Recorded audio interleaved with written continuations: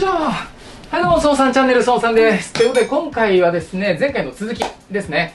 前回、スプロケット、リアディレイラー、チェーン、シフトワイヤーを全部外したので、取り外しをすることができました。あ、落ちそう。その逆、4つを全部取り付けていくという作業になります。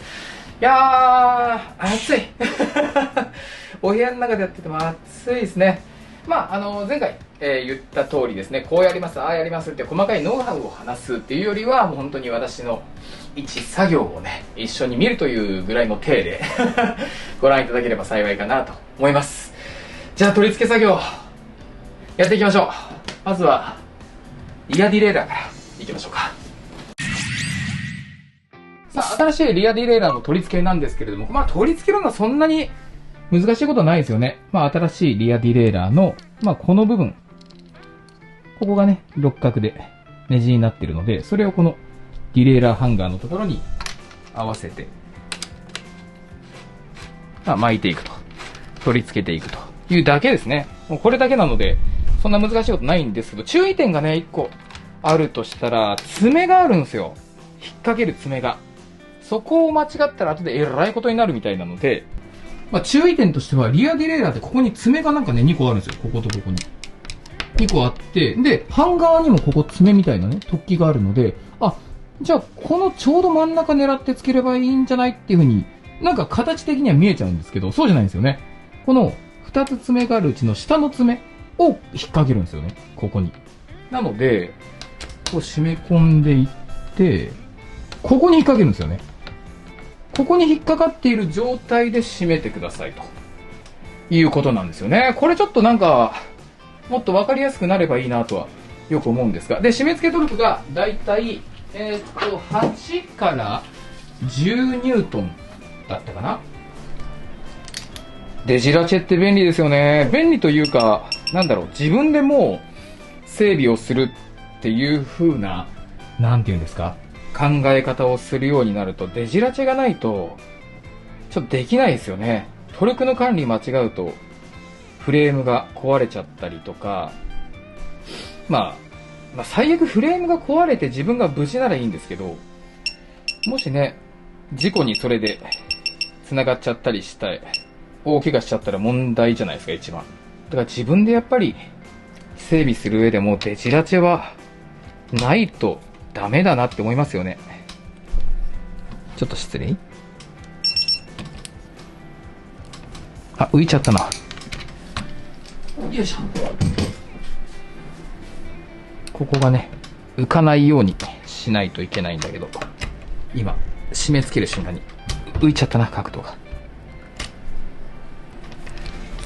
ちょっと手で見えないかもしれないですけど、申し訳ない。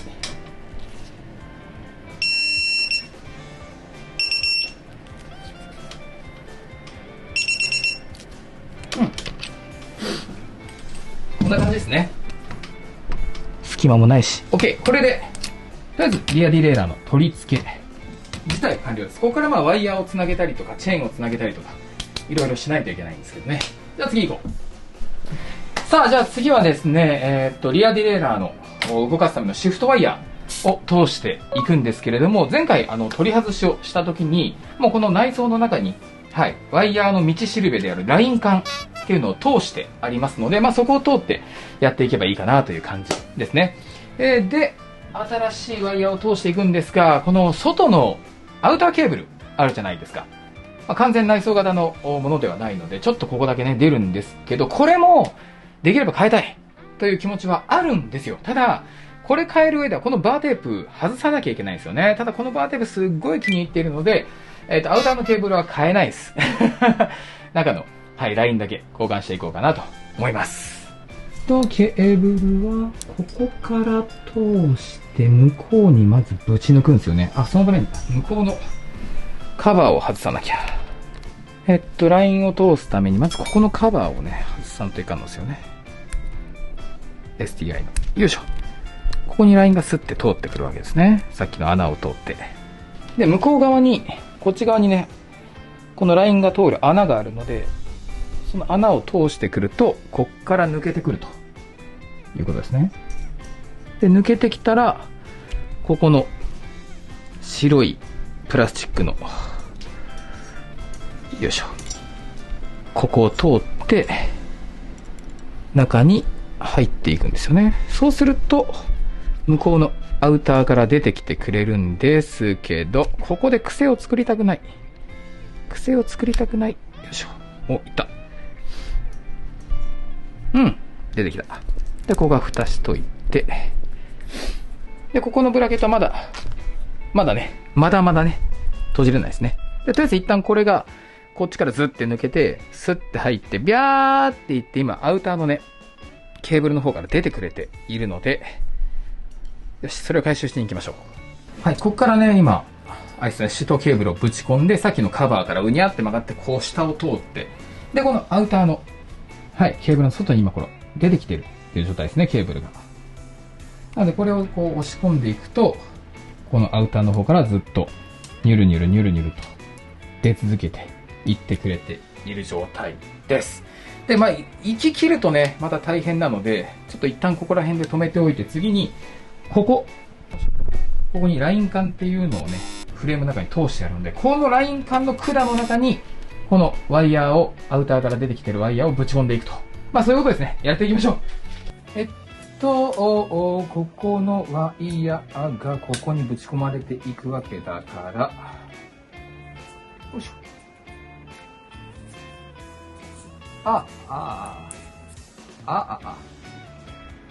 こうなってるんですよね。これがどんどん送られていける。出てきたかな？出てきた。後ろからワイヤーが出てきたわ。で、今、後ろからもうワイヤーが出てきてるんですよ。ここからね、ワイヤーがライナー管を通って出てきてるので、もうライナー管はいらないんだな。うん。で、このね、BB の下というか、この裏面のところのカバーをいろいろ外して、今通してるんですよ。で、それをもう一回見せるのがちょっと画角的にね、すげえ撮りづらかったので、ここのカバーを外してどんなことをしたかっていうのは前回の動画をちょっとご覧いただければとは思います。で、こっから次は、もうライナー管抜いちゃうか。あっちも通ってるし。ということで、ライナー管を取っちゃって、で、ラインを、よいしょ、ここを通して、よし。で、ここちょっと取ってくれ。取ってくれ。取った。OK。通ったね。OK だね。よし。で、最後の方までラインが引っ張ったら、あとはね、これが、ここの穴にね、パコンって入って、この頭が行くだけなので、引っ張りつつ、これを移動させつつ、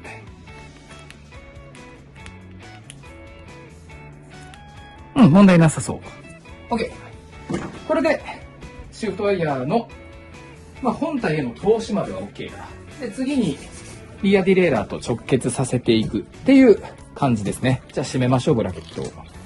さあ、じゃあ、シフトワイヤーとリアディレイラーをくっつけていくんですけど、私が使ってたのが、もう癖がついてるんですが、形が。これで、リアディレイラー買ったら、中にアウターケーブルね、1個入ってたんですよ。で、長さがね、なんと一緒っていうね。一緒だったので、どうせなら新しいのを使おうかなと思います。新しいアウターケーブルのここから、入れていって、で、こっちに出てくれるので、よいしょ、おいからさ、体勢変えよう。で、これがここにこうなりますからね。スッスッスッと。で、これがこうなっていくと。で、ここに、スッと入って、スー、スポン。こんな感じですね。で、ワイヤーを、このリアディレイラーの爪のところというか、ボルトのところに挟むという感じが。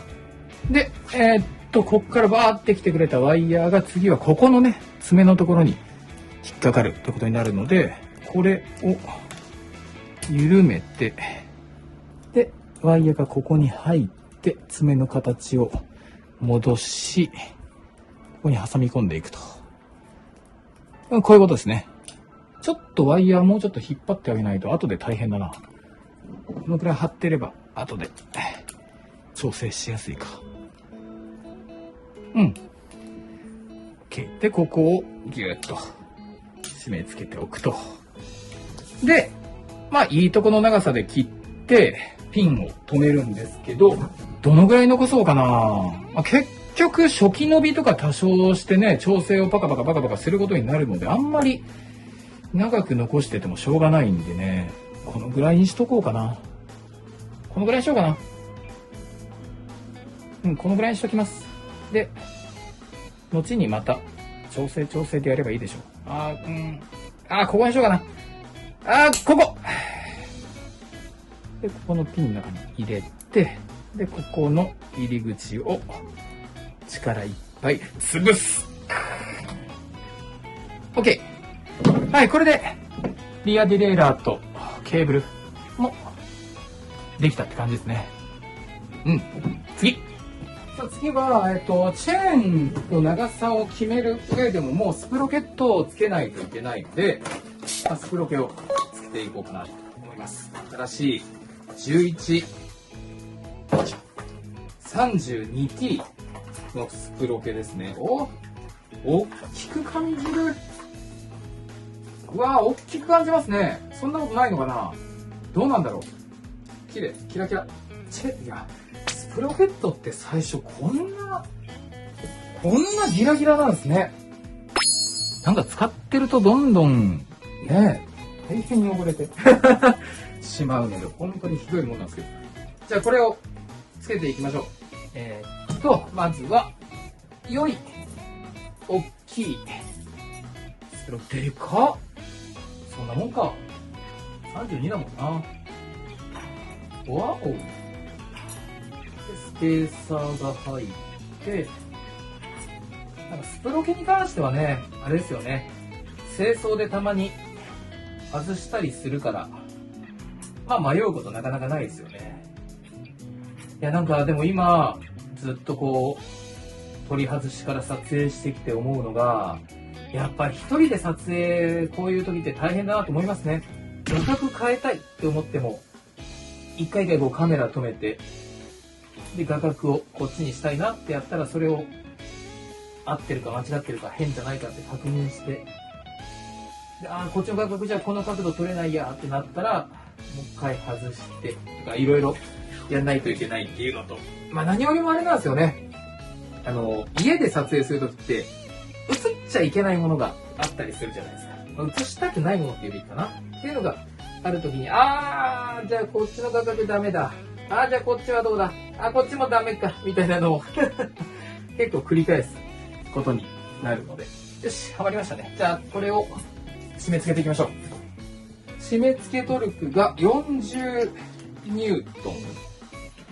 40ニュートンメートル。いいですね。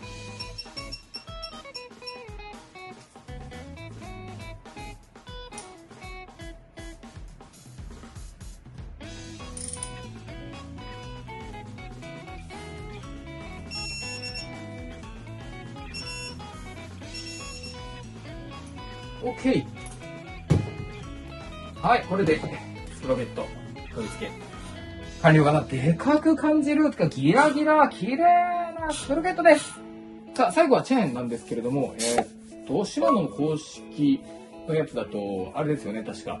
スプロケット一番大きい歯車と、フロントの一番大きい歯車同士で合わせて、リアディレイラー通さずに重なり合ったところの2コマ多めで切るかなんかですよね。違ったっけな。多分そうだと思います。やっていきましょう。刻印があるものを外側。刻印がないのを内側。これたまにわけわかんなくなるんですよね。どうだっけみたいな。私今作業の手袋をせずにやっちゃってるんですけど、ダメですよね。ちゃんとね、手袋しないとほんとダメですよね。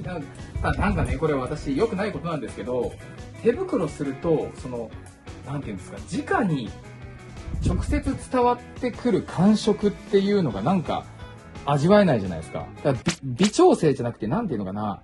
微妙な感触で作業できなくなっちゃうんですよ。危険だとかダメだって言われながらも、素手でね、やっちゃうことが多いんですけど、よし、これでいいな。で、重なり、うわぁ、あれだね。もう、32T のスプロケットになってくると、チェーンも余りがあるように感じないですね。いや、微妙だな。ここか。ここから、1、2、ここか。わかりました。じゃあそこで切りましょう。で、長さが決まったら、リアディレイラーに、よいしょ。通していかんといかん。リアディレイラー。このね、リアディレイラーに通すのがね、私苦手なんですよ。昔から。なんか、通した後に、あれなんか違うな、みたいな。あれなんかうまく回ってねえな、みたいなことがよく起こるんでね。これで合ってるかな？ OK っぽいな。じゃあこれで、あとは、チェーンをカチャッと、ミッシングリンクで、じゃあね、クイックリンクで、はめるということですね。